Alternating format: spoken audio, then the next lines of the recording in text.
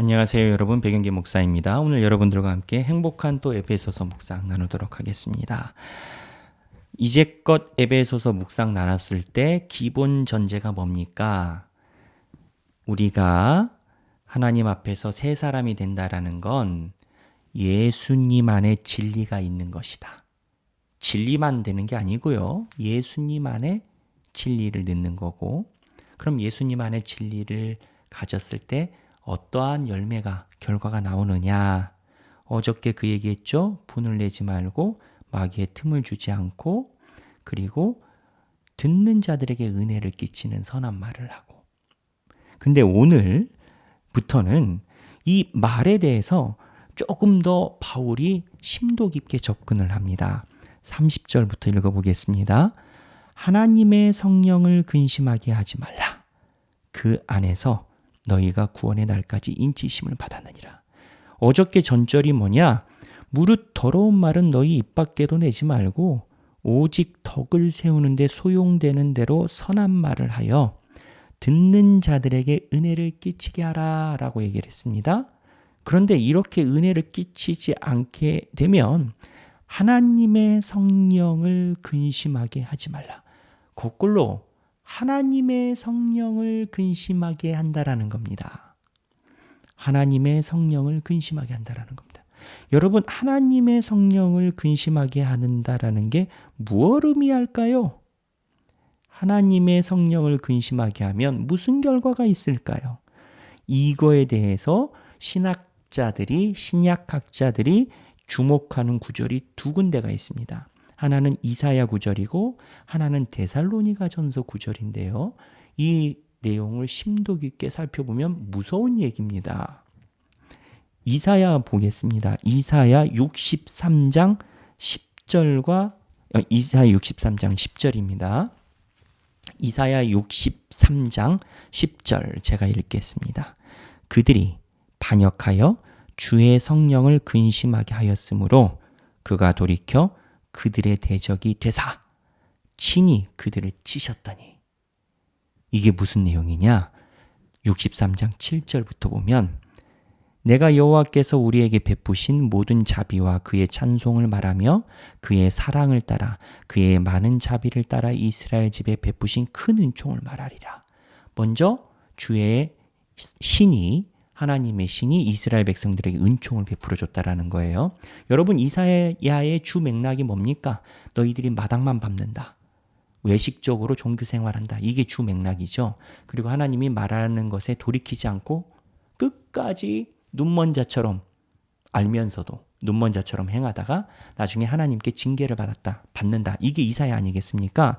근데 7절에 63장 7절에 하나님이 베푸신 큰 은총을 얘기를 해준다라는 거예요. 예전에 은총을 얘기를 해줬고 8절에 그가 말씀하시되 그들은 실로 나의 백성이요 거짓을 행하지 아니하는 자녀라 하시고 그들의 구원자가 되사 구원자가 되주셨다라는 거예요. 그들의 모든 환난에 동참하사 모든 환난을 함께 주시고 자기 앞에 사자로 하여금 그들을 구원하시며 그의 사랑과 그의 자비로 그들을 구원하시고 옛적 모든 날에 그들을 드시며 안으셨으나. 옛날에 다 이렇게 안아줬는데 이젠 반전입니다. 이제 반전이 된 거예요. 안으셨으나 오늘 제가 주목하려는 말씀, 그들이 반역하여 주의 성령을 근심하게 하였으므로. 성령이 근심, 주의 성령이 근심. 구약의 성령이라는 단어가 많이 안 나와요. 이사야 이후부터 등장합니다. 성령을 근심하게 하였으므로 그가 돌이켜 그들의 대적이 되사 친히 그들을 치셨더니. 성령이요, 이스라엘 백성들의 내주할 때 성령의 뜻대로 하면 성령이 축복인데 성령이 근심하면 성령이 재앙이 되는 겁니다. 이스라엘 백성들이 성령이 재앙이 되어서 멸망했습니다. 그런데 오늘 이와 같은 접근으로 에베소서에 보면 너희가 선한 말을 하지 않고 입 밖에 더러운 말을 내뱉으면 30절에 에베소서입니다. 4장 30절에 성령을 근심하게 하지 말라. 이사야 말에 성령이 근심하면 치신다라고 했는데 성령이 근심하면 치신다라는 얘기예요. 그런데 이와 같은 얘기를 데살로니가전서도 해요. 데살로니가전서 4장 8절인데 4장 8절에 생활에 대해서 윤리를 이야기하고 8절에 그러므로 저버리는 자는 사람을 저버림이 아니요 너희에게 그의 성령을 주신 하나님을 저버림이니라.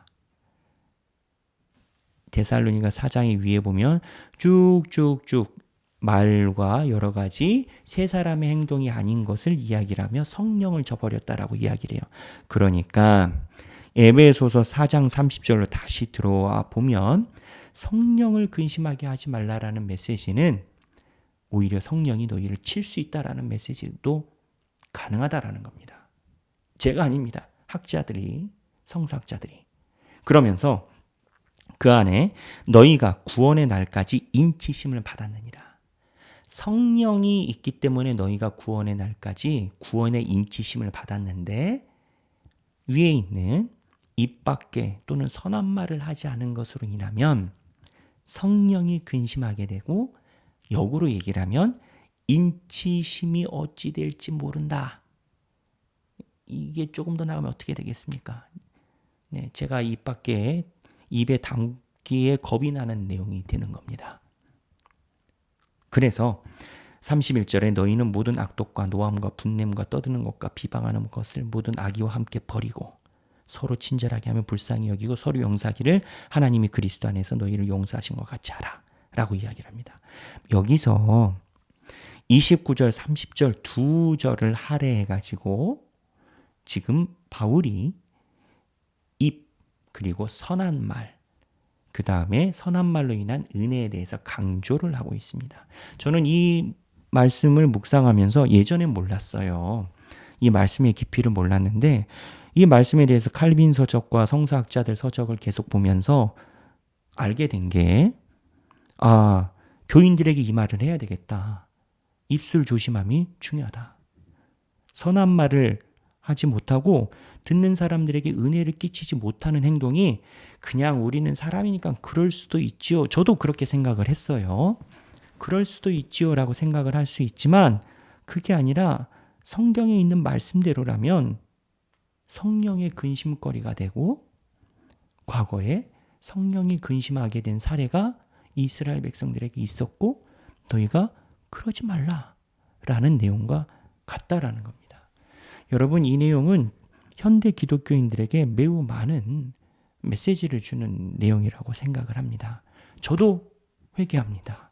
저도 혹시 내 말로 성령을 근심하게 한 적이 있지 않았나 생각을 해보게 되는 말씀입니다. 여러분 오늘 어제 말씀을 따라서 성령을 근심하게 하는 하길교회 교인이 아니라 선한 말로 사람들에게 은혜를 끼치는 모든 하길교회 성도들이 되시길 주님의 이름으로 축원합니다. 사랑합니다.